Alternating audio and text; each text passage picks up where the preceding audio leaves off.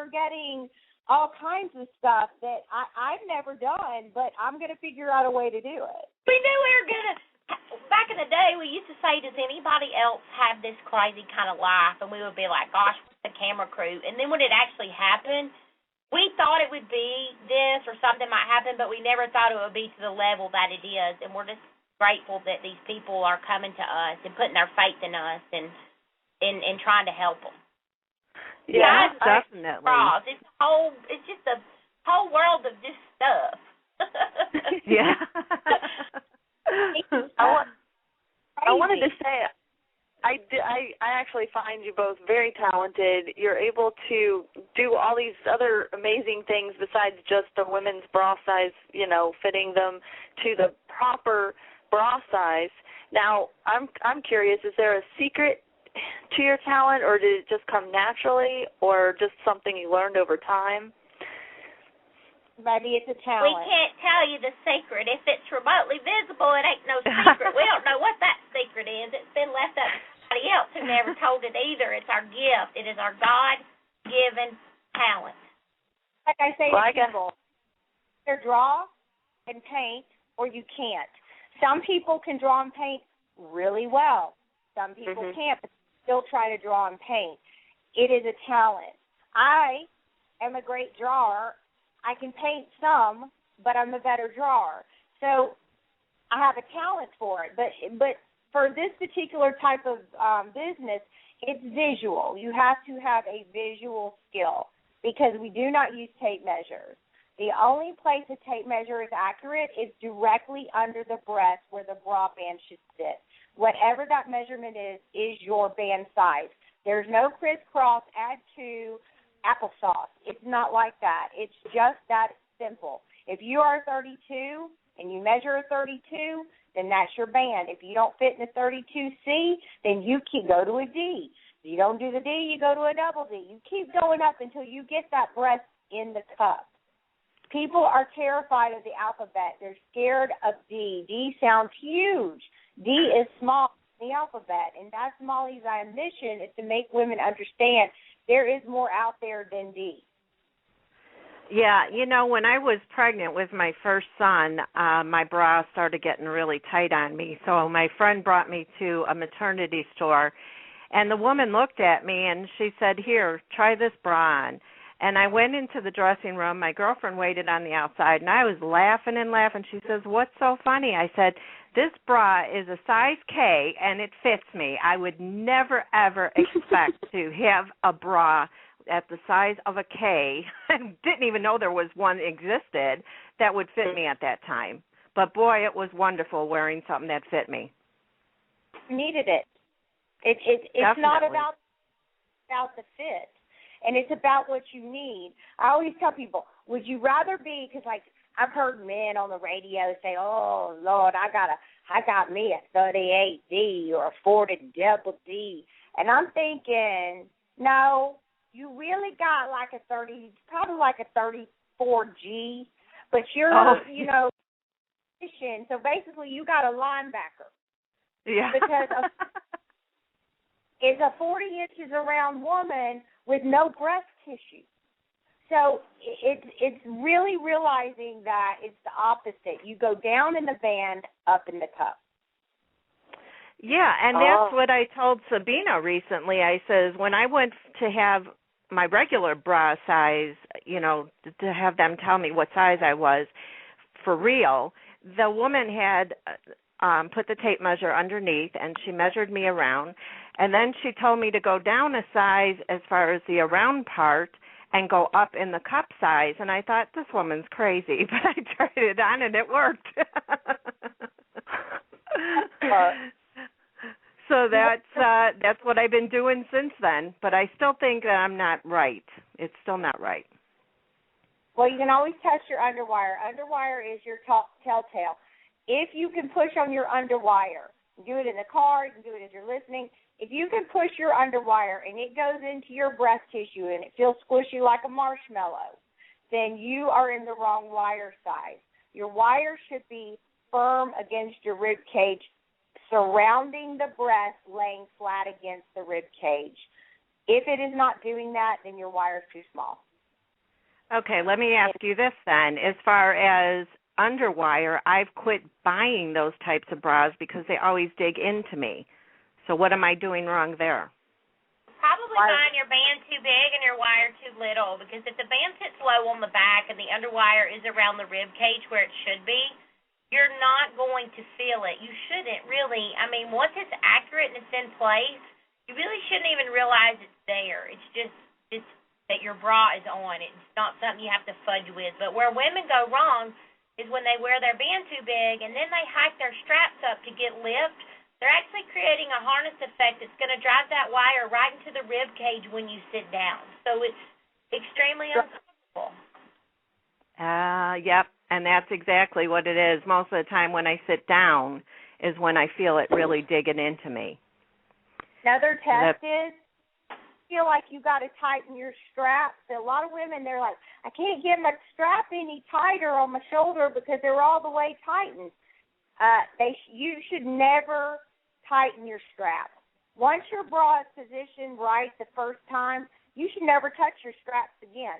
If you feel like you have to adjust your strap because you feel like you're sagging and you're trying to lift your breast up, the only thing you're doing is pulling the band of the bra up. That means you need to tighten up the back, not the strap. Okay. And you might have to tighten your straps periodically after you've had it for a while just because it moves a little, but seldom do you have to do that.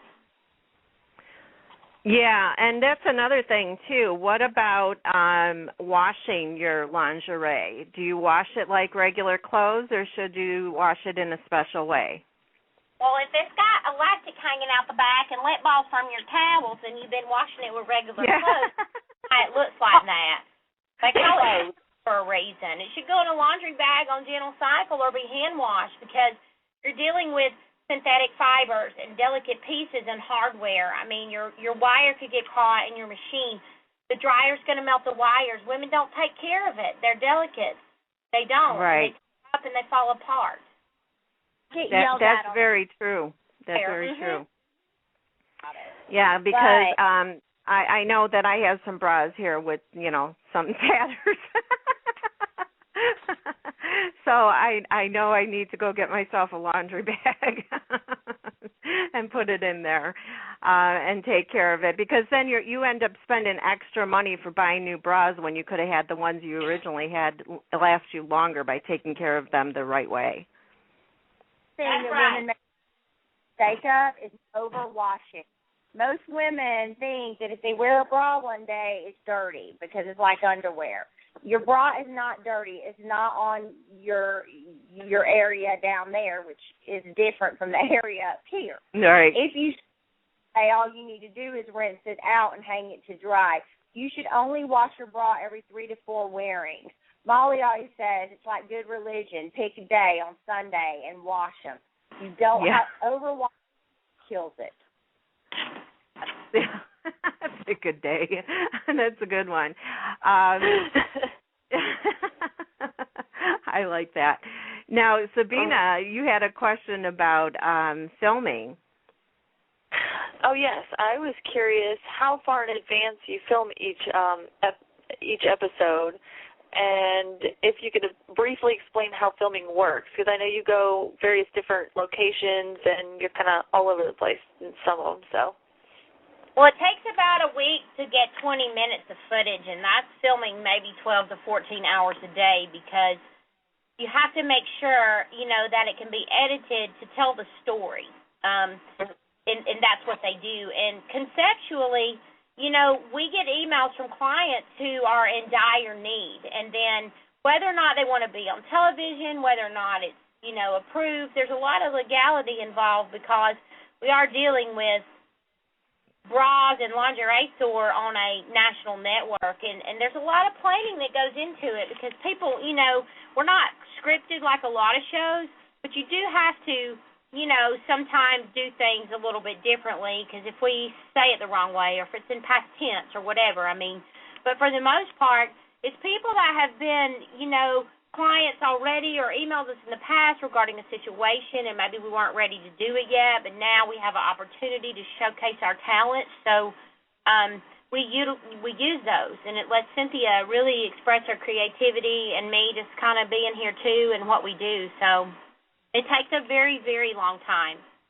And we're definitely not scripted, and that's the thing we try to make very clear, because, you know, there are so many people that say reality is reality. It's not. A lot of it's scripted. We truly are not scripted. The only thing that they do is surprise us with people that we would probably fit anyway, just to get our real reactions. But I'm not an actress, and Molly and I did not get into not into this show, not into reality TV to become stars. I absolutely hate being on TV. I hate the way I look. It's awful. Like, I critique myself so much. Oh, you shouldn't say that. You're both gorgeous. I know. Molly's like, put me in white again, and we just joke. I mean, we're okay with it, but that wasn't our goal. Our goal was to get our message out about our business and to really help women, and that's what we're doing. And I think that's the reason why people love us, because what you see is what you get. And when people come in the store, they're like, oh, my gosh, y'all really work here. This really is a real store, because they're so used to some of these other concept shows that they never get to meet the people who are on them. They're never in their businesses if they own them, and it's like they're not interacting with real clients. And we do it. We love it. I mean, there are times where we're really burnt out, but we do our very best, and if we're just to the end of the rope, we take a break. But there's days where we're like, oh, my gosh, do we have to do this again? And then you get a, 12-year-old who has one breast on one side and an underdeveloped breast on the other, whose mother doesn't know what to do, and they love you, and you're their last hope. So that puts it all in perspective for us. Right. Yeah. Well, right. Now, as far as the guests, you're saying when you're filming for the show, the producers pick who you're going to be helping? Not necessarily. Sometimes they have to okay it. Like if we get an email, I send it over and I say, I really want to help this lady. Will this fit in? Or Cynthia will say, hey, I have this client, like Paris, who was on last week, is a good friend of ours, and it's like, if they're trying to do a show centered around breast cancer, then I'm like, well, my girlfriend is going through a really bad time right now. Let me tell you what she's got going on. Will this fit in line with what you're thinking is going to be the show topic? Because they have to have something to go for. So we do have some, but I'll be honest, there is a couple things, because they have to throw stuff in there that's going to reach the viewer that maybe wasn't going to watch it because it's a bra show or about breasts, and that keeps the audience. Because if we just did the same bra fitting every single day, people would be like, what the heck? There is no added flair or funness to it. So we do some uncanny stuff. But the thing is that Cynthia and I load up and go to parties. We dress up in character. We go to events that are so far from things that we would ever do just to have fun in our life, so we're not stuck on the same thing. So when they see that we really do that, then they're like, oh, my gosh. Yeah. And it definitely does make for good TV, let me tell you. Yes, it does. One of my other favorite ones was where you both went to the nudist colony, and I cannot believe, Molly, that you actually got naked over there. You want to know the truth? It was really liberating, and I think that everybody should go to one of those things at some point in their life. Like, I thought my dad or my family was going to freak out, because most of my family are really conservative Southern Baptists, or so they like to think. Baptists keep everything in the closet, honey. But you just, when we were there all day, I'm like, we felt so weird because, not because everybody was not with clothes on, because we had clothes on. And at the end of the day, we were hot. We'd been there for like 10 hours, and it pretty much was a seal the deal type thing, because I knew if somebody didn't, take one for the team and whatnot, that we were still going to be there. And at that point, I was like, I want to jump in. No tan lines. It's going to feel good. So I did. Yeah. I never would have taken my underwear off because that was not uncomfortable. But for me, even though we sell bras, I would totally walk around my store in my bra all day because it's easy. It's not a big deal. Like, we try to take the not-so-big deal out of what people have considered so passe or you don't talk about.